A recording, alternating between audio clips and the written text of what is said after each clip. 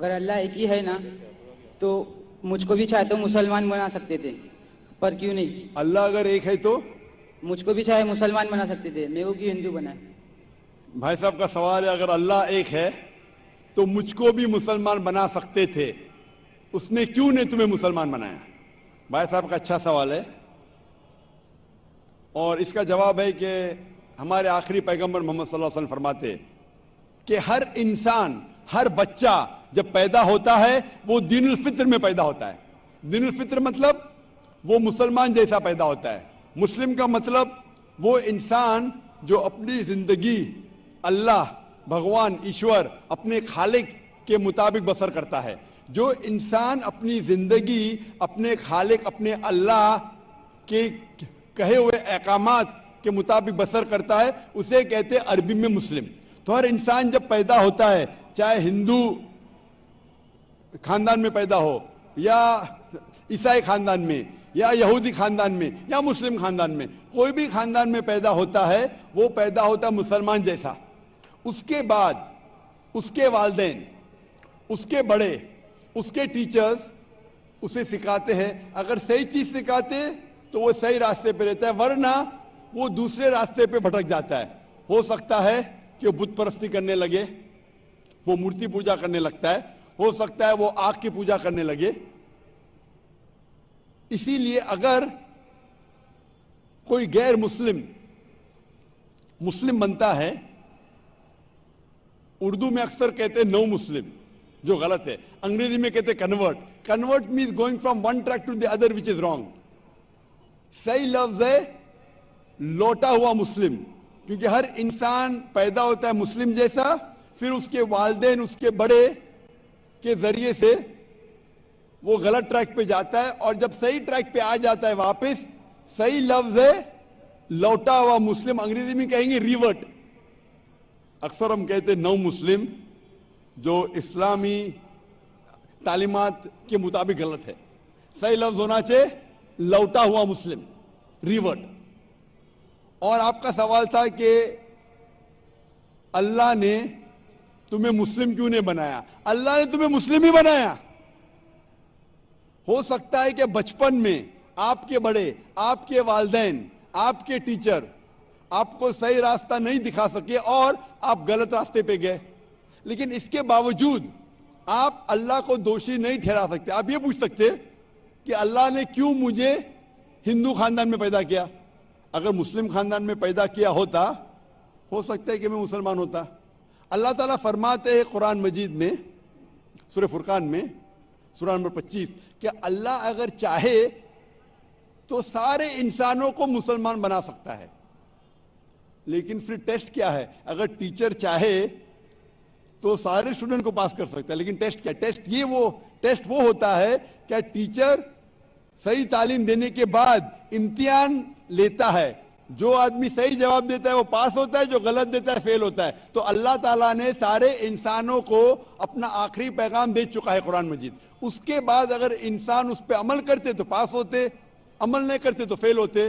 اور اگر آپ اللہ سے کمپلین کریں گے کہ کیوں مجھے ہندو خاندان میں پیدا کیا، تو اللہ تعالیٰ فرماتے ہیں کہ آپ کدھر بھی پیدا ہو، چاہے مسلمان خاندان میں یا ہندو خاندان میں، یہ کہنا کہ ہر انسان جو مسلم خاندان میں پیدا ہوتا ہے جنت میں جائے گا، بالکل غلط ہے۔ صرف مسلمان خاندان میں پیدا ہونے کے بعد اور مسلم نام رکھنے سے انسان جنت میں نہیں جاتا ہے۔ جنت میں جانے کے لیے ایک اللہ میں ماننے کے علاوہ، اللہ کے رسول میں ماننے کے علاوہ ان کے احکامات پہ عمل کرنا چاہیے۔ ہر مسلم عمل تو نہیں کرتا ہے، تو ہر انسان جو مسلم خاندان میں جائے گا، جو مسلم خاندان میں پیدا ہوتا ہے، وہ جنت میں نہیں جائے گا۔ لیکن اللہ تعالیٰ یہ فرماتے ہیں کہ ہر انسان کو، سورہ فصلت میں سورہ نمبر 41 آیت نمبر 53 اللہ تعالیٰ فرماتے سنوریم آیاتنا فی الآفاق وفی انفسہم حتی یتبین انہ الحق، کہ بہت جلدی ہم آپ کو اپنی نشانیاں دکھائیں گے۔ اللہ تعالیٰ فرما رہے انسانوں سے کہ جلد ہم آپ کو ہماری نشانیاں دکھائیں گے ہورائزنز میں، تاکہ آپ پہ واضح ہو جائے کیا حق ہے، کیا اللہ ایک ہے، اللہ کے علاوہ کوئی معبود نہیں ہے. لیکن حق ظاہر ہونے کے بعد ہر انسان اس پہ عمل کرنا ضروری نہیں. وہ سوچنے لگے، وہ انسان سوچ سکتا ہے کہ اگر میں اسلام قبول کروں تو ہو سکتا ہے کہ میرے دوست مجھے چھوڑ دیں گے، ہو سکتا ہے کہ میرے والدین مجھے جائیداد سے دخل کر دیں گے، ہو سکتا ہے کہ مجھے میرے تجارت میں نقصان ہو. تو یہ سب چیزیں انسان کو بہت بار بھٹکاتی ہے اور حق قبول کرنے سے روکتی ہے. لیکن آخرت کے دن کے اوپر آپ یہ اللہ سے کمپلین نہیں کر سکیں گے کہ مجھے کسی نے بھی اسلام کے بارے میں نہیں کہا. اسی لیے قرآن مجید میں لکھا گیا ہے سورہ انعام میں سورہ نمبر 6 آیت نمبر 158 کہ اس دن، آخرت کے دن، اگر آپ کہیں گے کہ میرے والدین بت پرست تھے، مورتی پوجا کرتے تھے، اسی لیے میں کر رہا ہوں، تو اللہ تعالیٰ فرمائے گا یہ بہانہ نہیں چلے گا.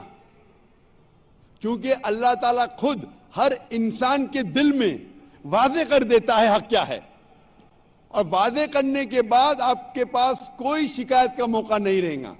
اور آپ کو بھی، آپ آج اس مجلس میں آ چکے ہیں اور میں نے لاکھوں لوگ کے سامنے آپ کو واضح کیا ہے کہ خدا ایک ہے، اس کے علاوہ کوئی معبود نہیں، اور محمد صلی اللہ علیہ وسلم اس کے آخری پیغمبر ہے. اگر آج آپ اس بات کو نہیں مانیں گے تو کل آپ یہ کمپلین نہیں کر سکیں گے، آپ شکایت نہیں کر سکیں گے اللہ سے کہ مجھے پتا نہیں تھا. باقی لوگ کر سکیں گے کہ نہیں، وہ بعد میں دیکھا جائے گا. آپ تو، اللہ تو واضح کر دیا کس کے ذریعے پتا نہیں، لیکن آج میرے ذریعے تو کر رہا ہے آپ کو، اور اتنے لاکھوں لوگ شہادہ دے رہے اور کروڑوں لوگ ٹیلی ویژن پہ دیکھ رہے آپ کو. تو ابھی آپ کے پاس کوئی بہانہ نہیں، کوئی شکایت نہیں یہ کہنے کے لیے کہ میں مسلمان خاندان میں پیدا نہیں ہوا اس لیے میں نے اس دھرم کو ایکسپٹ نہیں کیا. میں آپ سے پوچھنا چاہتا ہوں بھائی صاحب، آپ مانتے ہیں کہ خدا ایک ہے؟ وہ تو ہے. آپ مانتے ہیں خدا ایک ہے؟ ہاں. آپ مانتے ہیں کہ بت پرستی غلط ہے؟ پر کون سا خدا ہے وہ پتا نہیں. نہیں، مورتی پوجا صحیح ہے کہ غلط ہے آپ کے حساب سے؟ اب جب میں ہندو دھرم میں پیدا ہوا تو پھر میرے حساب سے صحیح ہو سکتا. آپ کہتے ہیں کہ ہندو دھرم کے مطابق مورتی پوجا صحیح ہے. میں آپ کو آپ کے ہندو دھرم کی کتابوں کا حوالہ دیتا ہوں، مذہبی کتابوں کا. اگر آپ پڑھیں گے چھندوگیا اپنشد چیپٹر نمبر 6 ادھیے نمبر 2 منترا نمبر 1، ایکم ایودتیم، ایشور خدا بھگوان ایک ہے، دوسرا نہیں ہے. لکھا ہے سویتا سوتر اپنشد میں ادھیائے نمبر 6 شلوک نمبر 9 میں، ناچسیہ کسج جنیتا نہ کدیپا، اس ایشور کے کوئی والدین نہیں، اس ایشور کا کوئی رب نہیں. مطلب ایشور کا، بھگوان کا کوئی والد نہیں، کوئی والدہ نہیں، اس کے اوپر کوئی نہیں. اور صاف طور پہ لکھا گیا ہے سویتا سوتر اپنشد میں ادھیائے نمبر 4 منترا نمبر 19 میں، ن تسیہ پرتیما استی، اس ایشور کی، اس بھگوان کی، اس اللہ کی کوئی پرتیما نہیں، کوئی عکس نہیں. عکس، پرتیما جو سنسکرت لفظ ہے اس کے معنی ہے عکس. خدا کا کوئی پرتیما نہیں، کوئی عکس نہیں، کوئی فوٹوگراف نہیں، کوئی پینٹنگ نہیں، کوئی پورٹریٹ نہیں، کوئی مورتی نہیں، کوئی بت نہیں. اور یہ پیغام دہرایا گیا ہے یجروید میں ادھیائے نمبر 32 منترا نمبر 3 میں، جس میں لکھا ہے نا تسیہ پرتیما استی، اس ایشور، اس بھگوان، اس اللہ کی کوئی پرتیما نہیں، کوئی عکس نہیں، کوئی پکچر نہیں، کوئی پینٹنگ نہیں، کوئی پورٹریٹ نہیں، کوئی بت نہیں، کوئی مورتی نہیں. صاف طور پہ آپ کے مذہبی کتاب میں لکھا ہے کہ مورتی پوجا غلط ہے. اور ہندوازم کا برہما سوترا ہے، ایکم براہم دیوتیا ناستے نینا ناستے کنچن، بھگوان ایک ہی ہے، دوسرا نہیں ہے، نہیں ہے، نہیں ہے، ذرا بھی نہیں ہے. ابھی میں آپ سے پوچھتا ہوں بھائی صاحب، جب آپ کے مذہبی کتاب میں صاف طور سے لکھا ہوا ہے کہ مورتی پوجا غلط ہے، تو پھر بھی آپ مانتے ہیں کہ مورتی پوجا صحیح ہے؟ नहीं, आप मानते हैं कि मूर्ति पूजा सही है गलत है? फिर गलत है। आप मानते हैं कि खुदा एक है? हाँ आप मानते हैं कि मूर्ति पूजा गलत है? हाँ आप मानते हैं कि इस खुदा, इस ईश्वर, इस अल्लाह के आखिरी पैगंबर मोहम्मद सल्लल्लाहु अलैहि वसल्लम है? सर, बट और एक क्वेश्चन है, सॉरी, बट एक क्वेश्चन है, मैं एक पूछता सवाल है हूं। सर। आपका एक सवाल है, हाँ, ठीक है, पूछ सकते हैं आप। अगर मैं मुसलमान बन गया और ऐसा ही तो इंसान को भूत ही भड़काता ना, जिस अगर हाँ, आप मुसलमान तो बन गए तो इंसान को तो भूत ही भड़काता ना, आपकी आवाज जरा साफ नहीं आ शैतान, रही। शैतान ही भड़काता ना इंसान को। आप अगर मुसलमान बन गए तो वो नहीं, इंसान को तो शैतान ही भड़काता ना। इंसान को शैतान भड़काता है। हाँ, तो अगर मैं मुसलमान बन गया और गलत काम किया तो मेरे वास्ते मुसलमान का नाम खराब हुआ, तो अल्लाह क्या मुझको माफ करेंगे? भाई साहब का सवाल जो समझ में आ रहा है मुझे, मैं दरखास्त करूंगा ऑडियो टेक्नीशियन से, अगर मैं मॉनिटर स्पीकर को साफ कर सके। थोड़ा प्रॉब्लम भी रहेगा। ऑडियंस को साफ सुनने में आ रहा है, मुझे सुनने में नहीं आ रहा है क्योंकि मेन स्पीकर आपके तरफ है। तो मैं रिक्वेस्ट करूंगा ऑडियो टेक्नीशियन से कि अगर जो मॉनिटर स्पीकर है उसे साफ करे। भाई साहब का सवाल है, क्या इंसान को अक्सर शैतान भड़काता है? अगर मैं मुसलमान बन गया और शैतान मुझे भड़काया और मैं गलत काम किया तो क्या अल्लाह ताला मुझे माफ करेगा? भाई साहब का अच्छा सवाल है कि अगर वो इस्लाम कबूल किया और शैतान ने भड़काया, उसने गलत काम किया, तो क्या अल्लाह माफ करेगा? दो चीजें हैं। एक इंसान है जो इस्लाम कबूल ही नहीं करता है।